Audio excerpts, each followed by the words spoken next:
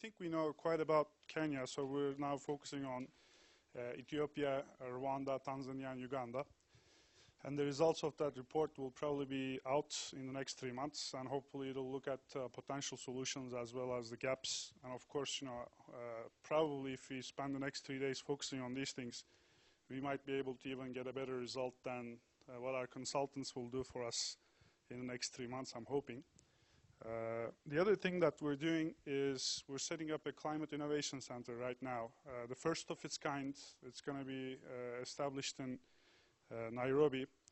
And a climate innovation center, what it does is it uses the technology and the SME's power of entrepreneurship to solve some of the climate problems. So it's a dual role of essentially creating jobs through the climate tech and also at the same time reducing carbon emissions. And the Climate Innovation Center is itself innovative in the sense that it's going to have a financing facility attached to it. So right now it looks to be about a $20 million facility all in all, a good 75% of which will come from the private sector. So that's also creating a private sector commitment to commercial returns, which we all know that fuel essentially entrepreneurship. And we're going to build up these climate innovation centers around Africa. I think South Africa, Ethiopia, and Morocco are scheduled next in terms of deployment in Africa. Now, of course, our commitment to our current incubators are also that we want to be able to see an attached facility to each of them, because when you're talking about entrepreneurship, you also want to fund it somehow, and funding, as we all know, is sort of a little bit problematic. And we're also looking at new models. We have 2 researches ongoing right now. One of them is about platforms, crowdfunding, my favorite. How can we help everybody else? And I think these innovative models are needed because some of the funding models are now broken. Now, as Barbara was mentioning, there's all the actors in the ecosystem have their faults. I could see how the World Bank and IFC are crowding out the private sector. But I also, as another stream into our event here, I also want to essentially have everybody be very critical, be self-critical of their own position. So I am the representative of infoDev World Bank, and I tell you, we are the most entrepreneurial within the World Bank, which is not entrepreneurial at all. So with that self-critical assessment, I also want to say, fund management business has been pretty bad in the past 20 years. No innovation at all. It's still the 80-20 situation, still like 5 managing directors trying to do the same over things. So from that perspective, I think here it's almost like how Africa, some countries in Africa could skip over the 3G and go immediately for 4G. We can skip over some of these things. Banks will not change. I mean, I told this before. Fund managers don't seem to change, and right now the debate in the US is 95% of VCs don't fail to return money. So as an asset class, 95% of them fail, which is worse than the entrepreneurship failure. I mean, imagine that. Imagine that all the good names, the big names, Sequoias of the world, they fail. They fail to return money. So as a result, I'm looking forward to this discussion here where we can say, okay, what can we do to go to the next step? What are the next steps? Is it crowdfunding? Is it acceleration? Is it something else? So I'm very excited about that. And again, send me an email. I'll send you all our reports, everything. And we're active here. We're committed. We do research really well. World Bank does excellent research, so I'll share all that with you. And also some of the other activities that we have on the ground, especially the facilities attached to thematic and non-thematic incubators are pretty innovative too. Thank you. I've been hearing a lot about the challenges of investing in Africa. And we don't claim to have a solution, but we have something that we're trying. And everyone is looking to kind of see if it's going to work or not. What we have is a 2-year graduate program. So we take about 20 students a year from Ghana, generally the brightest and best in Ghana. We put them through a 2-year program where we teach them software development, and then we teach them how to start companies. At the end of the program, they have to start companies. So they form their own teams, they start companies, and then they pitch them to the CEO of the funding corporation. And if we like their ideas, then we put them into our incubator. So currently we've got 8 companies in the incubator. We've had 10 so far go in there. 2 have failed outright. There's a couple that look really promising right now. We're not, you never know. We try to get them to start companies that can serve a global marketplace, because the idea is, to bring jobs, money into Africa, not just take money, from other Africans and keep it in Africa. And also, if you're going to start a company that's going to get huge and hire hundreds and hundreds of people, you're going to have to go for a global market. So the whole plan of the program, the goal, besides creating the next Silicon Valley in Accra, Ghana, is to have a company that gets big enough where our percentage stake that we take, we fund them with equity. The goal is that our percentage that we take will be high enough that when one of these companies has an exit, it'll refund the program. So currently there isn't, it wasn't funded as a profit model, but I think working with all of you guys, talking about our program, I know everyone is interested. We get VCs that come and visit us twice a week. We have venture capitalists who come and looking at our program because they're seeing a different way to invest in Africa. And so I think eventually our model could be turned into a for-profit model. It's yet to be seen if it's going to be successful or not. I think everyone is waiting. I think as soon as one of our companies gets bought by Google for $1 billion, there will be a flood of investors saying, okay, replicate this program. Let's do it in other countries. Let's make it bigger. So basically, that's about our program. I don't come from a financing background. I'm an IT entrepreneur and have been my whole life, and now I'm teaching it. I sat on the other side of the desk asking for money from VCs a lot.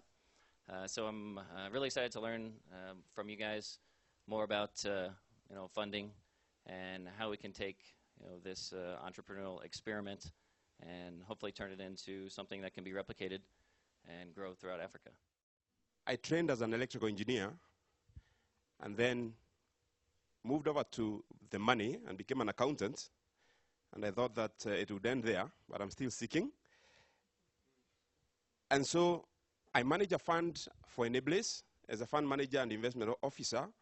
Currently, we have just one product, a loan guarantee program.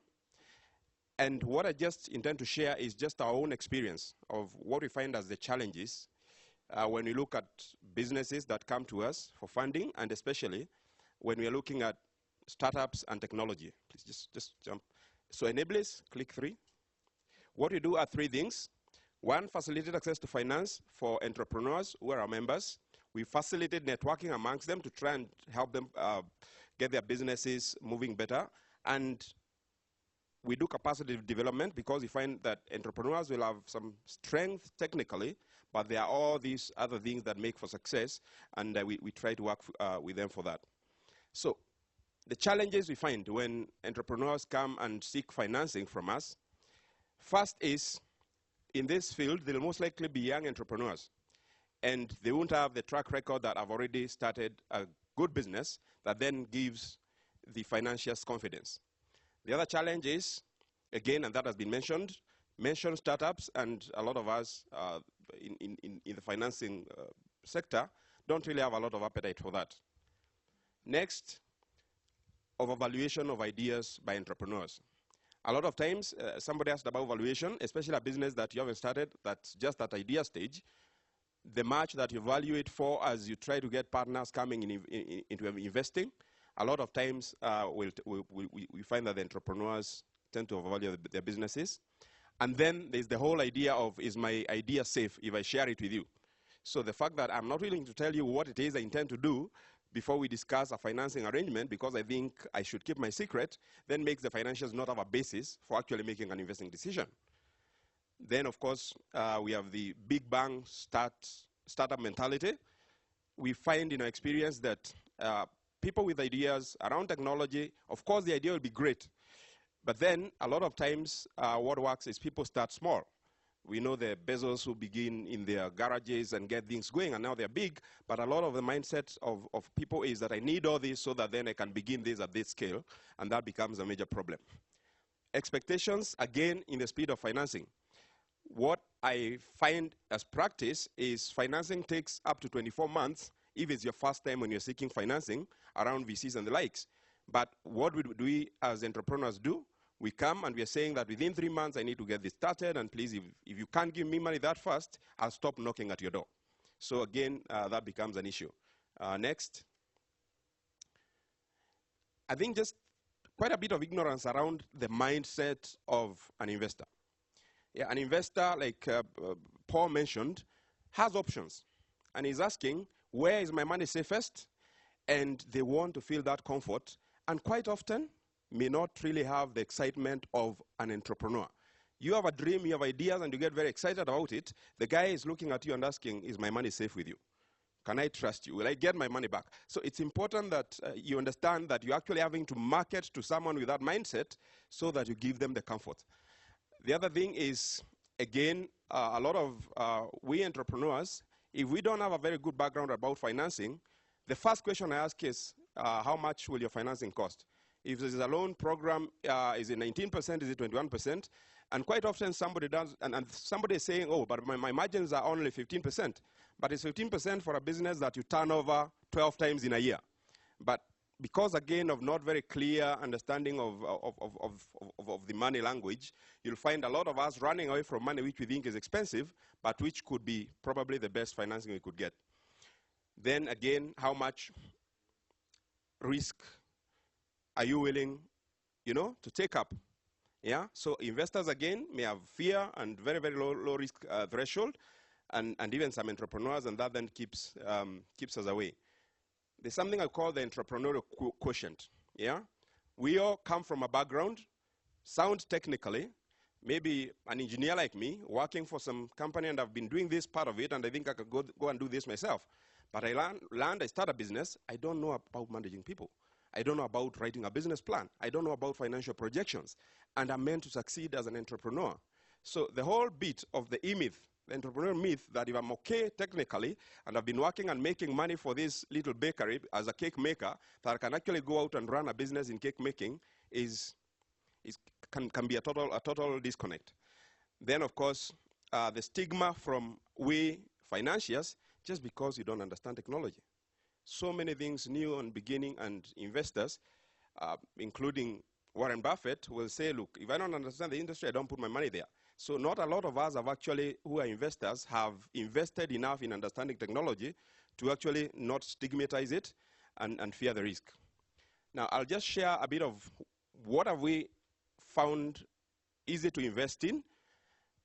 Some entrepreneurs that have a strong background working in technology companies and building their own strength technically, that have probably saved a bit of money in the process and are willing and able to get their businesses started small, and have gained a bit of experience, then we find that it's much, much easier to fund them to move that. And we have a case of somebody who used to work for Safaricom, started their own business, and got going, and it was quite easy for us to evaluate and finance that. Entrepreneurs, again, with a track record in doing other businesses that finally either get a technical person that shares the idea with them, but they run with it as entrepreneurs. Again, like the Shark Tank, you're giving us a business, show us track record of success elsewhere. Somebody was running an event management business, comes on to work with an idea on mobile money transfer between banks, and that success with the other business makes them then pretty easy to look at and on the move. The other bit is where somebody understands that, yes, I am technical, but if I get a strong board of people with strength in finance around the operations of the business, somebody that understands marketing to become the other pillar, if you have a strong board of people well exposed in business who are willing to actually participate in your business, then you find that that gives the investor comfort.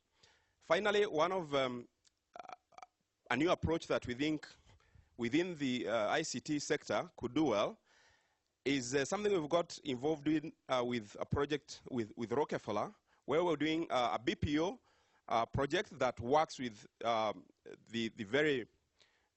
amongst the bottom of the pyramid. And the whole idea was, can we have so many entrepreneurs, each employing about 7 to 10 seats, and doing an outsourcing business?